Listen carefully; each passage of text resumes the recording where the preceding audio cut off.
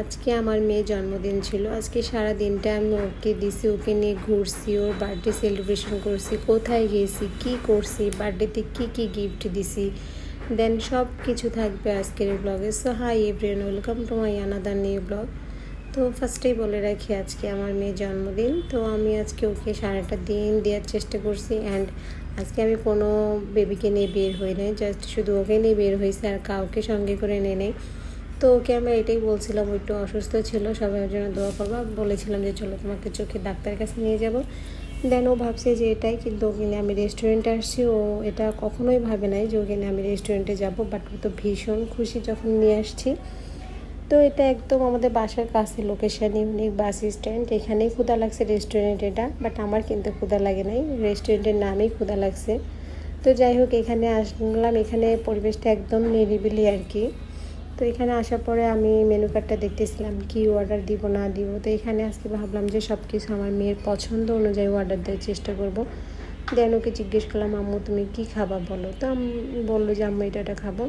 দেন আমরা অর্ডার দিয়ে তারপর ওকে নিয়ে এখানে কিছু ফটোশ্যুট করলাম, কিছু রিলস বানালাম। রেস্টুরেন্টের তোমার ভিউটা ভালো আছে মোটামুটি, একদম খারাপ না, মানে যথেষ্ট আর কি। তো আমরা এখানে ভিডিও করতে করতে দেন হচ্ছে কোল্ড কফি ফার্স্টে আমরা অর্ডার করছিলাম। তো কোল্ড কফি দিয়ে দিছে।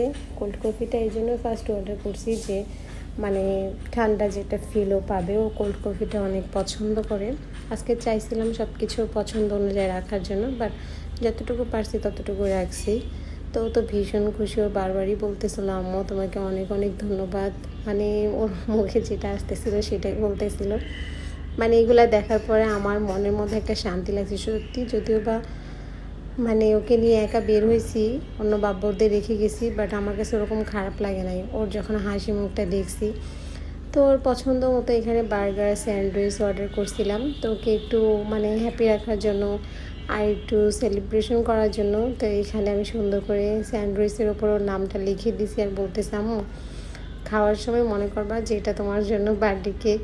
দেন এবছর তোমার কেক কাটবো না, এবছর না, আমি আরও বিগত 2 বছর থেকে ওর কেক কাটি না, কেননা ভাবছি যে কোনো বাবুদেরই আর জন্মদিন পালন করবো না, কেননা এটা ঠিক না। তো ছোটোখাটো এরকম করে তাদেরকে একটু খাওয়াবো, এটাই যথেষ্ট। তো এটা মনে করে ওকে দিচ্ছিলাম, আর আমি এখানে বলতেছিলাম আম্মু এটা কাটবা না খাবা, কাটার সময় ফিল করবা যেটা তোমার বার্থডে কেক, আর খাওয়ার সময় ফিল করবা যেটা তোমার বার্থডে কেক খাচ্ছ। তো এরকম ওর সাথে মজা করলাম, বাট এই সসগুলো এক্সট্রা এখানে চাইছিলাম একটু ডিজাইন করার জন্য, বাট উল্টাপাল্টা হয়ে গেছে। যাই হোক, তো এখানে বার্গারের উপরেও আমি সুন্দর করে একটা স্মাইল ইমোজি এঁকে দিলাম। এটা দেখেও তো অনেক খুশি, আম্মু তুমি এটা কীভাবে আঁকছে, এত সুন্দর হয়েছে। মানে ও যেটা মানে ওর মনে যেটা আসতেছে আমাকে সেটাই বলতেছে, প্রকাশ করার চেষ্টা করতেছে যে কী পরিমাণে হ্যাপি। তো যাই হোক, এখানে আমি কেকটা বার্গারটা কিন্তু মাঝখান দিয়ে কেটে নিছি, কেননা ও তো ছোটো মানুষ খেতে পারবে না। তো ফার্স্ট টাইম ও স্যান্ডউইচটা আমাকে বলতেছে আম্মু তুমি আমাকে খাইয়ে দাও। তো আমাকে খাইয়ে দিলাম সুন্দর করে, যতটুকু সম্ভব আমি খাইয়ে দিছি, ও আর নেয় নাই। দেন বার্গারটা ও একা খাইছে। তো বার্গারটা যেহেতু পুরোটা খেতে পারে নাই, অর্ধেক খাইছে, অর্ধেক আমি খাইছি। দেন প্রত্যেকটা খাবারই ও পুরোটা খেতে পারে নাই, বলতেছে আম্মু আমি আর খেতে পারতেছি না, তুমি একটু খাও। আসলে ও চাচ্ছিল যে আমি ওর সাথে খাই, কিন্তু আমি আজকে ভাবছি যে ও খাবে, আমি দেখবো ওকে তাকাই তাকাই, বা আমার একটা শান্তি লাগতেছে মনের মধ্যে যে না আমার মেয়েটাকে আমি নিয়ে আসছি বা ওকে একা সময়টা দিতে পারছি। আসলে ওরকমভাবে হয়ে ওঠে না, কেননা বেবি যদি একটা থাকে সেক্ষেত্রে পসিবল হয় যেখানে সেখানে নিয়ে যাওয়ার জন্য, কিন্তু আমি চাইলে ওকে যেখানে সেখানে নিতে পারি না, কেননা তোমরা তো জানোই অলরেডি আমার বাবু আছে আরও। তো আজকের দিনটা অনেক ভালো কাটছে, এবং তোমাদের কাছে এটাই শুধু বলবো তোমরা সবাই আমার মেয়ের জন্য দোয়া করবা, অ্যান্ড ও যেন ভালো থাকে, সুস্থ থাকে, ভালো করে পড়াশোনা করে। বাট আমি যাদের সাথে কথা বলি, যারা ওকে হেট করে, তাদেরকে বলি যে আমার মেয়ে একদিন বড় হয়ে তোমাদেরকে দেখাই দিবে। দেন আমি আল্লাহর কাছে শুধু এতটুকুই চাই যেন আমার মুখটাও রাখে, ও যেন মানুষের মতো মানুষ হতে পারে। বাট ও ছোটো মানুষ, এখন হয়তো একটু বুঝে কম। দেন আলহামদুলিল্লাহ আমি আশা রাখি আমার মেয়ের ওপর যেন আমার মেয়ে ভালো কিছু একদিন করবে।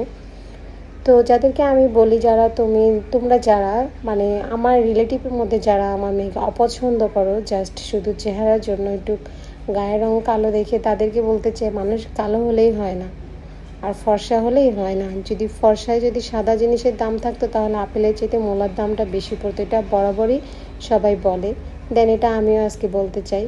তো সেই সুবাদে আমি আসলে আমার মেয়েকে নিয়ে আমি যতটুকু ট্রাভেল করছি, যতটুকু মানুষের কথা শুনছি, সব কিছুই আমি তোমাদের সাথে শেয়ার করবো নেক্সট ব্লগে।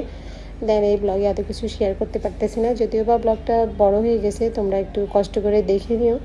দেন তাহলে বুঝতে পারবা যে মানে আমার যে মনের মধ্যে যে কথাগুলো জমে আছে সেগুলো আমি অবশ্যই ইনশাল্লাহ নেক্সট ভিডিওতে ক্লিয়ার করব। দেন এই ভিডিওটা আমি ফিনাফ করে রেখে দিব, যেন আমার মেয়েটা বড় হয়ে যেন দেখতে পারে যে ওকে নিয়ে আমি আমার রিলেটিভদের সাথে বা আত্মীয় স্বজনদের প্রতিবেশীর সাথে কতটুকু আমি ওই পর্যায় থেকে বের হয়ে আসছি। তো যাই হোক, দিন শেষে তো এতটুকুই বলবো, তোমরা সবাই দোয়া করো অ্যান্ড সবার জন্য আমিও অনেক দোয়া করি, সবাই অনেক ভালো থাকো এবং আমার জন্য সবাই অনেক দোয়া করবা যেন আমি আমার মেয়েটাকে আমার মতো করে গড়ে উঠাতে পারি অ্যান্ড ভালো থাকতে পারি। তো আজকের ভিডিওটা এই পর্যন্ত। কফি খেতে খেতে তোমাদের সাথে আজকে ভিডিওটা শেষ করতে চাই, যদিও বা জানি তোমাদের কাছে ভিডিওটা কেমন লাগছে, হয়তো ভালো লাগতে পারে। দেন আমার ব্লগ যারা দেখো তারা অবশ্যই ভালো বলবা অ্যান্ড তারা কমেন্ট করো।